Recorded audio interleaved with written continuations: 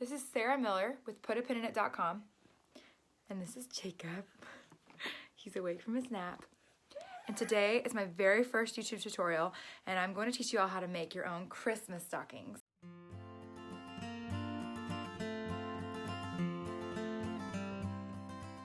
For this project, you're going to need a sewing machine, iron, scissors, a 1/4 yard for your upper band fabric, and a 1/3 yard of your main stocking fabric.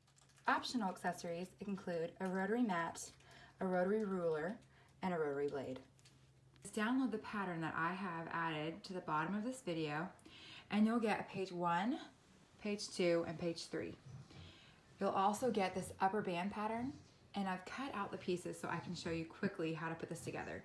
So you'll see at the bottom of number 1, piece 1, it says to attach to 2. So I'll move this debris out of the way. I'm going to take 2, and you can see how this right here, this arrow is pointing to this top line, and it says attach to top 1. So we're going to match that up here. And then over here at page 3 with piece 3, I'm going to attach this edge to piece 2. So I'm going to go over here to piece 2, and this over here says attach to side 3.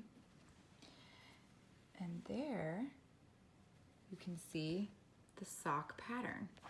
And finally, you'll have an upper band fabric piece, and you're going to cut 2 of the main color, and I am cutting 2 of gold and 2 of my lining color of plaid.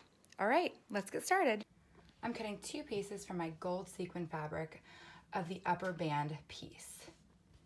I'm also cutting 2 pieces from my red Christmas plaid fabric. That's going to give me a total of 4 pieces of my upper band. All right, so I folded my fabric 4 times, and I'm laying my pattern on top and cutting out all around this. Sew the 4 upper band pieces to the top of the 4 stocking pieces. Okay, your next step is actually going to be sewing this piece to this piece and this piece to this piece. So make sure your stockings are facing the right way. So if this one's facing out to the right, this one needs to be facing up to the right too. This one should be facing to the left, and this one should be facing to the left. So like each piece, like this piece is going to be the opposite facing than this piece, but don't make the mistake of making like the stocking here facing a different way than this stocking. Okay, so we're going to sew these right sides together, which means I'm just going to take this, place it right side, so on top of this edge. I'm going to pin this edge together and stitch down using about 1/2 inch seam allowance. All right, we're back to my cutting mat, and I'm going to be using just this thin ruler and cutting a 3-inch strip. First, press your strip in half. Open it up and match this raw edge and this raw edge to the center. So you see I have my 2 raw edges matched to the center, and now I'm going to take the entire piece and match this folded part to this folded part. After I press it down, I'm adding a stitch along this edge and along this edge.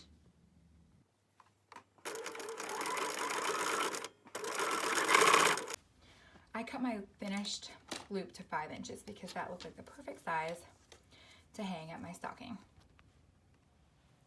So now I'm going to be placing the tab on the top upper edge of the gold band. Now make sure this top upper edge is in line with the heel side of the stocking instead of the footy part. So I don't want to line it up on this edge. I want to make sure I line it up on this edge. And I can do it on either stocking. I could do it on this one or this one, but I'm just doing this one right now. So you fold it in half, place it on the very top edge, and then you're going to be stitching.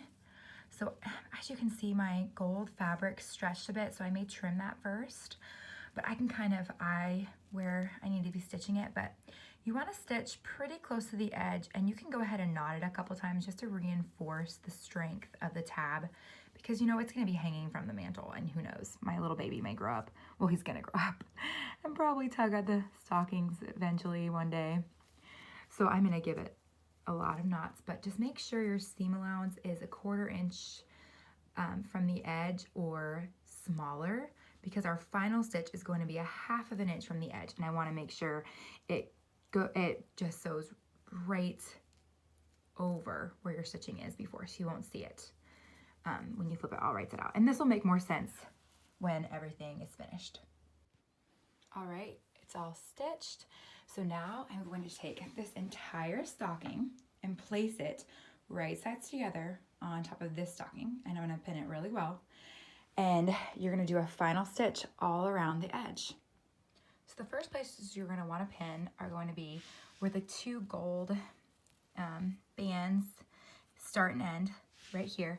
Now this is where my tab is, and I sewed this seam down, but I'm actually opening up the seams on both sides, so you can see that this side, the seam is actually opened, and then the seam's opened on this side.